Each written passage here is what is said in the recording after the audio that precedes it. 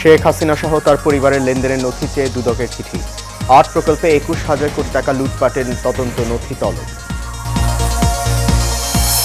গণহত্যার সাথে জড়িত কারো স্থান বিএনপিতে হবে না, ঠাকুরগাঁয়ে বললেন মির্জা ফখরুল। সংকট থেকে উত্তরণে গণতন্ত্র প্রতিষ্ঠার আহ্বান।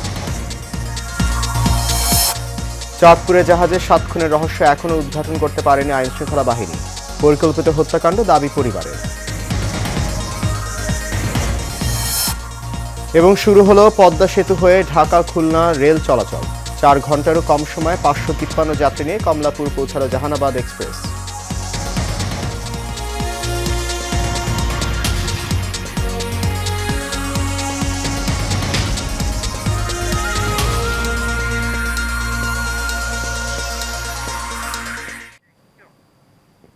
সবাইকে স্বাগত জানাচ্ছি এশিয়ান নিউজে। আপনাদের সাথে আছি আমি সৈয়দ মাহিউজ্জামান মুখর। শুনছেন বিআরবি কেবল ইন্ডাস্ট্রিজ লিমিটেড সংবাদ শিরোনাম। যাচ্ছি পুরো খবরে। ক্ষমতাচ্যুত প্রধানমন্ত্রী শেখ হাসিনা, তার ছেলে সজীব ওয়াজেদ জয়, শেখ হাসিনার ছোট বোন শেখ রেহানা এবং রেহানার মেয়ে ও ব্রিটিশ মন্ত্রী টিউলিপ সিদ্দিকের দেশে বিদেশে লেনদেনের যাবতীয় নথি তলব করে বাংলাদেশ ফাইন্যান্সিয়াল ইন্টেলিজেন্স ইউনিটের কাছে চিঠি দিয়েছে দুর্নীতি দমন কমিশন। আজ দুদকের প্রধান কার্যালয়ে পাঠানো চিঠিতে সংস্থাটির অনুসন্ধান টিম সন্দেহভাজন ব্যক্তিদের নামে পরিচালিত অফশোর ব্যাংকের হিসাব বিবরণী সহ সব অ্যাকাউন্টের বিস্তারিত তথ্য চেয়েছে। অভিযোগ অনুসন্ধানে দুদকের উপপরিচালক মোহাম্মদ সালাউদ্দিনের নেতৃত্বে ৫ সদস্যের টিম গঠন করা হয়েছে। এদিকে শেখ হাসিনার বিরুদ্ধে নব থিয়েটার নির্মাণে দুর্নীতির ৩ মামলা পুনরায় তদন্ত শুরু করেছে দুদক। এছাড়া পদ্মা সেতু নির্মাণে দুর্নীতি এবং ৮ প্রকল্পে ২১,০০০ কোটি টাকা লুটপাটের তদন্ত শুরু হয়েছে।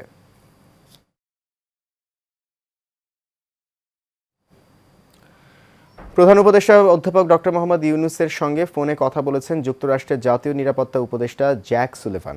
এই ফোন আলাপে চ্যালেঞ্জিং সময়ে বাংলাদেশকে নেতৃত্ব দেওয়ার জন্য ডক্টর ইউনূসকে ধন্যবাদ জানিয়েছেন তিনি। এছাড়া ফোন আলাপে উভয় নেতা ধর্ম বর্ণ নির্বিশেষে সব মানুষের অধিকার রক্ষার প্রতিশ্রুতি ব্যক্ত করেছেন। একই সঙ্গে বাংলাদেশ যেসব চ্যালেঞ্জের মুখোমুখি হয়েছে সেগুলো মোকাবেলায় যুক্তরাষ্ট্রের অব্যাহত সমর্থনের কথাও উল্লেখ করেছেন যুক্তরাষ্ট্রের এই জাতীয় নিরাপত্তা উপদেষ্টা। স্থানীয় সময় সোমবার এই ফোন আলাপের বিষয়ে হোয়াইট হাউসের ওয়েবসাইটে প্রকাশিত এক বিবৃতিতে এই তথ্য জানানো হয়েছে।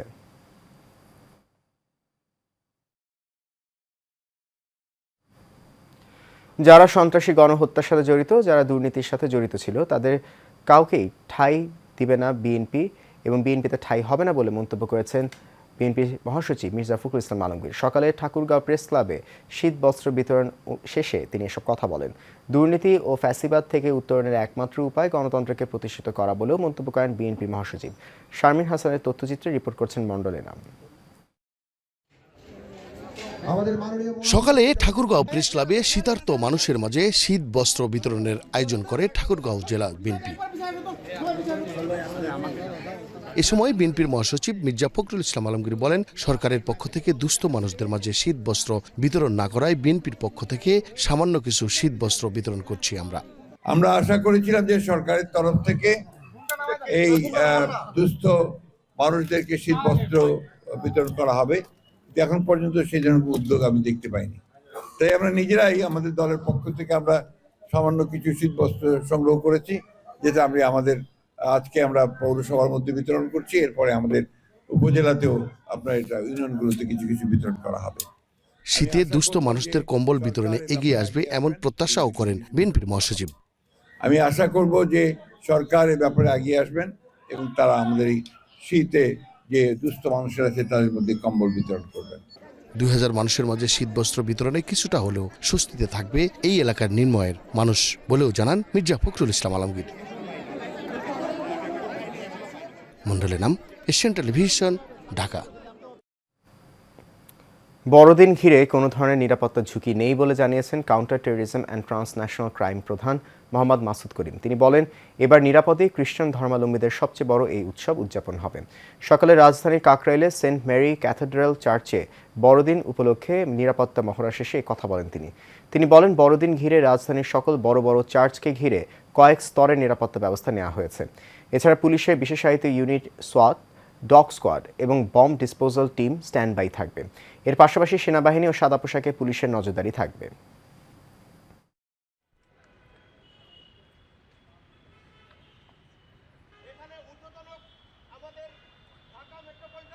নতুন বছরের উপলক্ষে আপনার যে প্রস্তুতি দরকার আমরা নিয়েছি, বিশেষ করে ঢাকা শহরের যে অঞ্চলগুলোতে এই উদযাপনগুলো বেশি হয়ে থাকে সেখানে আমরা বাড়তি নিরাপত্তা নিয়েছি। আমরা চাই যে আনন্দঘন পরিবেশে নগরবাসী যেন তাদের এই উদযাপনগুলো করতে পারে, আমরা সেই জন্য সর্বাত্মক চেষ্টা করছি এবং এখন পর্যন্ত আমরা এই ধরনের কোনো তথ্য পাইনি যে তাদের প্রতি কোনো হুমকি হতে পারে। দীর্ঘদিন পরে খুলনার মানুষের বহুল প্রতীক্ষিত স্বপ্ন পূরণ হলো আজ। খুলনা থেকে নড়াইল হয়ে পদ্মা সেতু দিয়ে ঢাকার পথে যুক্ত হলো জাহানাবাদ এক্সপ্রেস নামের নতুন ট্রেন। পদ্মা সেতু হয়ে মাত্র 3.25 ঘন্টায় ঢাকায় পৌঁছান খুলনার যাত্রীরা। এতে খুশি দক্ষিণাঞ্চলের সাধারণ মানুষ। খুলনা থেকে শঙ্কর কুমার বিষ্ণু তোলা ছবিতে বাবুল আক্তার রিপোর্ট, জানাচ্ছেন আরভি ইসলাম হিমু। পদ্মা সেতু হয়ে খুলনা ঢাকা রুটে বাণিজ্যিকভাবে যাত্রা শুরু হলো জাহানাবাদ এক্সপ্রেস নামের নতুন ট্রেনটির। খুলনা স্টেশন ছেড়ে ট্রেনটি নওয়াপাড়া, সিংগিয়া, নড়াইল, লোহাগাড়া, কাশিয়ানী ও ভাঙা স্টেশন হয়ে ঢাকায় পৌঁছায়। দূরত্ব, যাতায়াতের সময় ও ভাড়া কম হওয়ায় রেলওয়ের এই উদ্যোগে খুশি যাত্রীরা। তো কম সময়ে আমরা ঢাকা যাব, এটা আমাদের জাস্ট একটা স্বপ্ন ছিল, বাট এখন এটা বাস্তবে পরিণত হয়েছে, তাই খুবই ধন্যবাদ রেল কর্তৃপক্ষকে।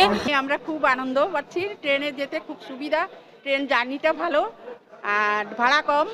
এদিকে শীতকালে নতুন এই ট্রেন ছাড়ার সময়সূচি ভোর 6টার পরিবর্তে 7টায় করার দাবি জানিয়েছেন কেউ কেউ। প্রথম দিন খুলনা থেকে 553 জন যাত্রী নিয়ে ট্রেনটি যাত্রা শুরু করে। এখন খুলনাবাসীর একটু উপকার হয়েছে যে আমরা অল্প সময়ের ভিতরে ঢাকায় জার্নি করতে পারতেছি। আবারই কাল 6টা থেকে আমরা 10টার আগেই পৌঁছে যাবো ঢাকাতে, খুবই ভালো লাগছে। রেলওয়ের মহাপরিচালক সহ ঊর্ধ্বতন কর্মকর্তারা খুলনা থেকে ট্রেনে করে ঢাকায় যান। তবে খুলনা প্রান্তে ছিল না কোনো উদ্বোধনী অনুষ্ঠান।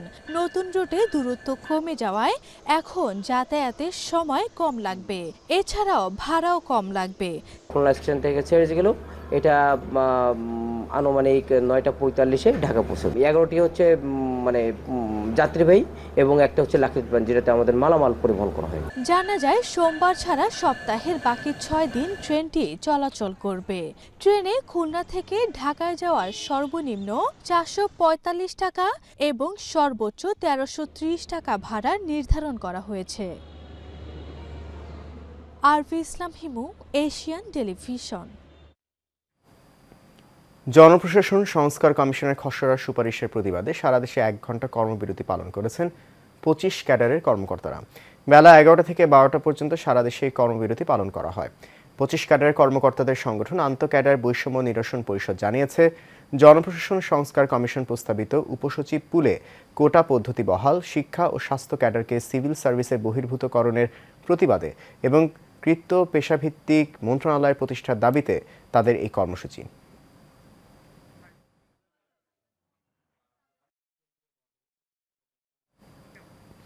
এ বিষয়ে কথা বলার জন্য সরাসরি আমাদের সাথে সংযুক্ত হচ্ছেন বিসিএস সমবায় অ্যাসোসিয়েশনের সভাপতি ও বাংলাদেশ সমবায় একাডেমি অধ্যক্ষ কাজী মেজবাউদ্দিন আহমেদ।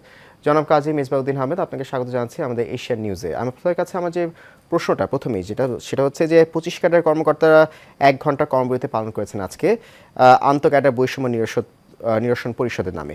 তো আপনাদের মূল দাবিটা কি আমাদেরকে একটু জানান। ধন্যবাদ আপনাকে এবং এশিয়ান টিভির সকলকে এবং যারা আমাকে দেখছেন, আমাকে শুনছেন, সবাইকে ধন্যবাদ জানাচ্ছি। এবং আপনার এই প্রশ্নটা খুবই যৌক্তিক এবং প্রাসঙ্গিক। আমাদের আন্তঃ ক্যাডার বৈষম্য নিরসন পরিষদের দাবি কখনোই প্রশাসন ক্যাডারের বিরুদ্ধে না। প্রশাসন ক্যাডারে যারা আছেন তারা আমাদেরই বন্ধু, আমাদেরই ভাই, আমাদেরই জুনিয়র, আমাদের সিনিয়র। তাদের সাথে আমাদের কোনো শত্রুতা নাই, আমাদের কোনো দ্বন্দ্ব নাই। আমরা আমাদের অধিকারটুকু পাইতে চাচ্ছি। সেই অধিকারটা কি? 3টা, আমরা স্পেসিফিক 3টা করছি। মূল দাবি সেটা হলো প্রফেশনাল মিনিস্ট্রি, অর্থাৎ হেলথ ক্যাডারের জন্য হেলথেরই কর্মকর্তা সচিব হবেন, হেলথ ক্যাডারের কর্মকর্তারাই মিনিস্ট্রি পরিচালনা করবেন। তাহলে পরিচালনা ভালো হবে, কারণ হেলথের লোকেরাই ভালো জানেন যে তাদের কি কি দরকার, কোথায় আরো আপগ্রেড করতে হবে, কোথায় তাদের আরো নজর দিতে হবে, কোন বিষয়টাকে আরো হাইলাইট করতে হবে, তাহলে জনগণ বেশি সেবা পাবে। এখন আমি বাংলায় লেখাপড়া করা, আমি যদি হেলথের সচিব হই, নিশ্চয়ই আমার কাছ থেকে বেশি সেবা পাবে না।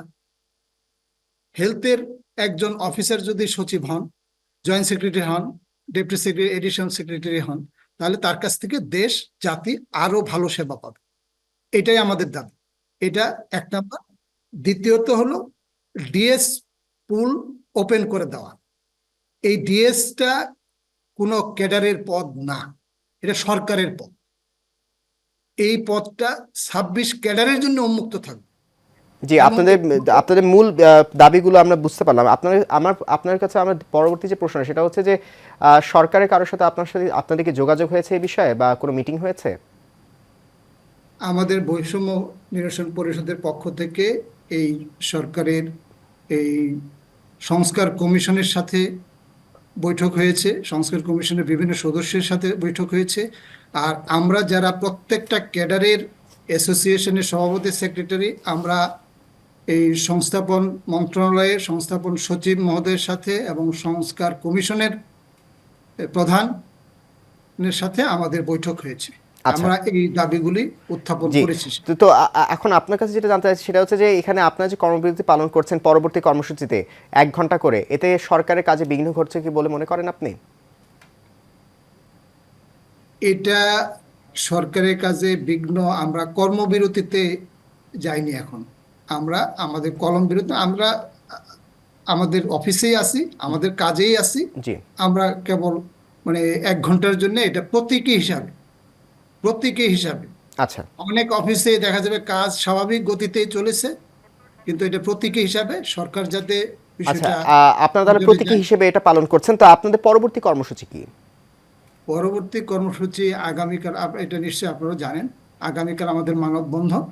আচ্ছা, এবং এই আগামী 4 জানুয়ারি বৈষম্য বিরোধী এই ফোরামের পক্ষ থেকে এই মহাসমাবেশ ডাকা হয়েছে।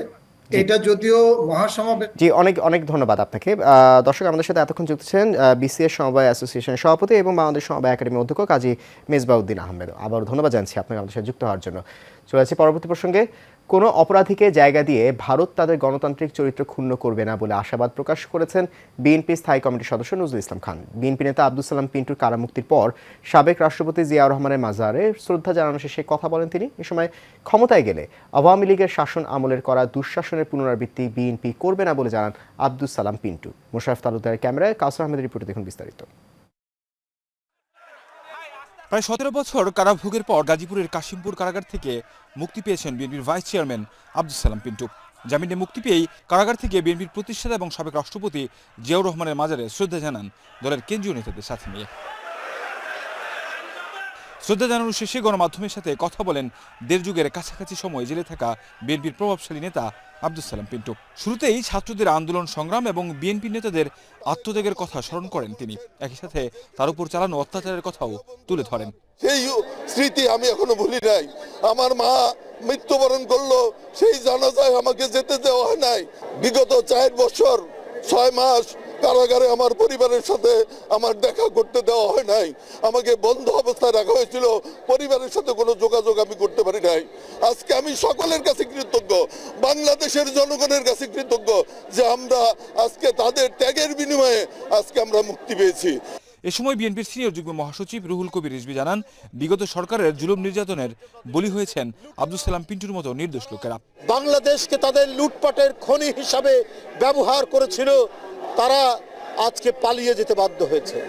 আজকে সেই সমস্ত মানুষরা যারা সততার রাজনীতি করেছে, মুক্তিযুদ্ধ থেকে শুরু করে সমস্ত গণতান্ত্রিক আন্দোলনে যারা জনগণের পক্ষে থেকেছে, আব্দুস সালাম পিন্টুরা, আপনার জনাব নজরুল ইসলাম খানরা প্রত্যক্ষ মুক্তিযুদ্ধের অবদান যারা সৃষ্টি করেছে, তাদেরকে ধ্বংস করার মানে আপনার সমস্ত আয়োজন করেছেন শেখ হাসিনা। এদিকে সাংবাদিকদের এক প্রশ্নের জবাবে বিএনপির স্থায়ী কমিটির সদস্য নজরুল ইসলাম খান বলেন, ভারত গণতান্ত্রিক দেশ হিসেবে কোনো অপরাধীকে জায়গা দিবে না। ভারত নিজেদেরকে তো বিশ্বের বৃহত্তম গণতন্ত্র দাবি করে। আমরা আশা করব যে একজন অপরাধীকে সঙ্গ দেওয়ার জন্য, তার পক্ষ অবলম্বনের জন্য ভারত এমন কিছু করবে না যাতে তার গণতান্ত্রিক যে চরিত্র বা গণতান্ত্রিক যে পরিচিতি সেটা নষ্ট হয়। আব্দুল সালাম পিন্টু 21 আগস্ট গ্রেনেড হামলা মামলায় গ্রেফতার হয়ে এতদিন কারাগারে ছিলেন। কাউসার আহমেদ, এশিয়ান টেলিভিশন, ঢাকা।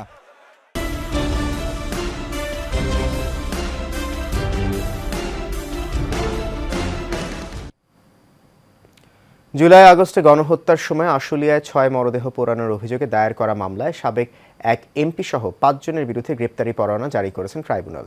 মঙ্গলবার আন্তর্জাতিক অপরাধ ট্রাইব্যুনালের চেয়ারম্যান বিচারপতি মোহাম্মদ গোলাম মুর্তজা মজুমদারের নেতৃত্বে 3 বিচারপতির বেঞ্চ এই আদেশ দেন।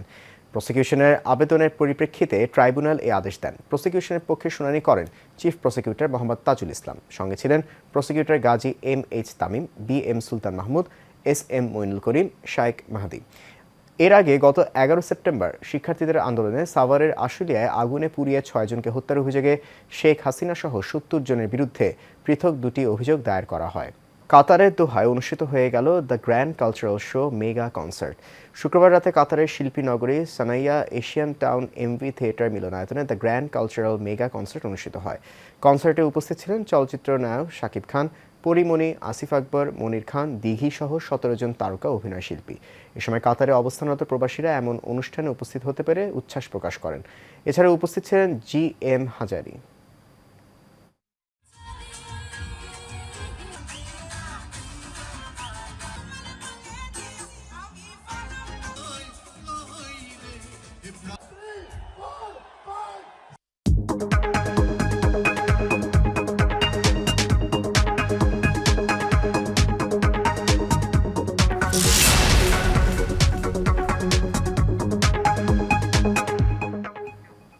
এক্সিম ব্যাংক বাণিজ্য সংবাদ। বাণিজ্যিকভাবে ড্রাগন চাষ করে বাজিমাত করেছেন কুড়িগ্রাম সদরের কৃষি উদ্যোক্তা খোরশেদ আলম। শখের বশে 1 শতক জমিতে ড্রাগন লাগিয়ে এখন 60 শতক জমিতে 2000-এরও বেশি ড্রাগন চাষ করছেন তার বাগানে। পুষ্টিগুণ সম্পন্ন হয় দিন দিন ব্যাপক চাহিদা বাড়ছে এই ফলের। স্থানীয় চাহিদা মিটিয়ে এই ড্রাগন চাচ্ছে বিভিন্ন জেলায়। দূর দূরান্ত থেকে প্রতিনিয়ত তার বাগান দেখতে এসে ড্রাগন চাষে উদ্বুদ্ধ হচ্ছেন অনেকেই। কুড়িগ্রাম প্রতিনিধি হাফিজুর রহমান হৃদয়ের তথ্যছবিতে বিস্তারিত আছেন সঞ্জিতা হক। কুড়িগ্রাম জেলা সদরের রিভারভিউ উচ্চ বিদ্যালয় সংলগ্ন পুরাতন হাসপাতালপাড়া গ্রামের কৃষি উদ্যোক্তা খোরশেদ আলম গত 5 বছর আগে থাইল্যান্ড বেড়াতে গিয়ে ড্রাগন ফলের বাগান দেখে সেখান থেকে ড্রাগনের কাটিং এনে প্রথমে ছাদে রোপণ করেন একটি চারা। 1.5 বছর পর ফুল ফল দেখে উদ্বুদ্ধ হয়ে নিজের 60 শতক জমিতে বাণিজ্যিকভাবে ড্রাগনের চাষ করেন। ক্যাকটাস জাতীয় এই ড্রাগন গাছের কোনো পাতা নেই। এ ফলের গাছ সাধারণত 1.5 থেকে 2.5 মিটার পর্যন্ত লম্বা হয়ে থাকে। চায়না ও ভিয়েতনাম পদ্ধতিতে 2000-এরও বেশি ড্রাগন চাষ করে বাজিমাত করেছেন এই কৃষি উদ্যোক্তা। এখন বছরে আয় করছেন 2 থেকে 3 লাখ টাকা। 5 বছর আগে এই ড্রাগন বাগান 1% দিয়ে শুরু করি। এখন প্রায় আমার 60% বাগান। মোটামুটি এখন বছরে খাওয়ার পরেও 2-3 লাখ টাকা আমি বিক্রি করি। বেশ লাভজনক ফসল। উচ্চ পুষ্টিগুণ সম্পন্ন হয় দিন দিন ব্যাপক চাহিদা বাড়ছে ড্রাগন ফলের। স্থানীয় চাহিদা মিটিয়ে তার ড্রাগন ফল যাচ্ছে বিভিন্ন জেলায়। প্রতিনিয়ত বিভিন্ন এলাকা থেকে বাগান দেখতে এসে অনেকেই উদ্বুদ্ধ হচ্ছেন লাভজনক এই ড্রাগন চাষে। আর এই বাগানে কাজ করে কর্মসংস্থান হয়েছে অনেকের। ড্রাগন বাগানটি দেখার জন্য আসছি, এখানে দেখে খুব ভালো লাগলো। শরীরের পুষ্টির জন্য খুবই উপকারী। বৃহৎ আকারের একটি বাগান, এরকম বাগান যদি আমাদের কুড়িগ্রামের তরুণ উদ্যোক্তারা করে, আমার মনে হয় যে তারা ওদের ভবিষ্যতে অনেক ভালো কাজ করতে পারবে। কুড়িগ্রামের মাটি ও আবহাওয়া ড্রাগন ফল চাষের উপযোগী। পুষ্টিগুণ সম্পন্ন এই ফল চাষে নতুন উদ্যোক্তা গড়ে উঠলে সহযোগিতা ও পরামর্শ দিতে আগ্রহী স্থানীয় কৃষি বিভাগ। বাণিজ্যিকভাবে চাষাবাদ শুরু না হলেও কিছু কিছু কৃষি উদ্যোক্তা তারা নিজস্ব উদ্যোগে চাষ শুরু করছেন এবং ভালো ফলাফল পাচ্ছেন। আশা করছি এটি এই জেলা সম্প্রসারিত হবে। আমাদের মাঠ পর্যায়ে কর্মকর্তাদের আমরা নির্দেশনা দিয়েছি যারা এই ধরনের ফল চাষে আগ্রহী তাদেরকে প্রয়োজনীয় পরামর্শ প্রদান করার জন্য।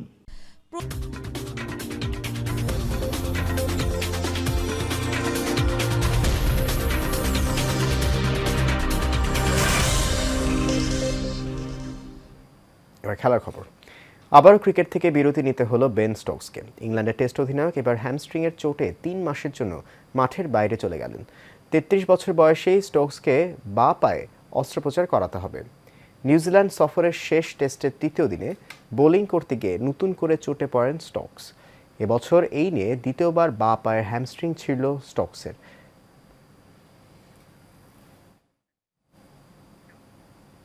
শেষ করবো এশিয়া নিউজ, তার আগে বিআরবি কেবল ইন্ডাস্ট্রিজ লিমিটেড সংবাদ শিরোনামগুলো জানিয়ে দিচ্ছি আরো একবার। শেখ হাসিনা সহ তার পরিবারের লেনদেনের নথি চেয়ে দুদকের চিঠি।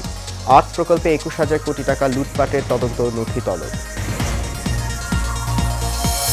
গণহত্যার সাথে জড়িত কারো স্থান বিএনপিতে হবে না, ঠাকুরগাঁয়ে বললেন মির্জা ফখরুল। সংকট থেকে উত্তরণে গণতন্ত্র প্রতিষ্ঠার আহ্বান। চাঁদপুরে জাহাজের ৭ খুনের রহস্য এখনও উদ্ঘাটন করতে পারেনি আইন শৃঙ্খলা বাহিনী, পরিকল্পিত হত্যাকাণ্ড দাবি পরিবারের। এবং শুরু হলো পদ্মা সেতু হয়ে ঢাকা খুলনা রেল চলাচল। ৪ ঘন্টারও কম সময়ে ৫৫৩ যাত্রী নিয়ে কমলাপুর পৌঁছালো জাহানাবাদ এক্সপ্রেস।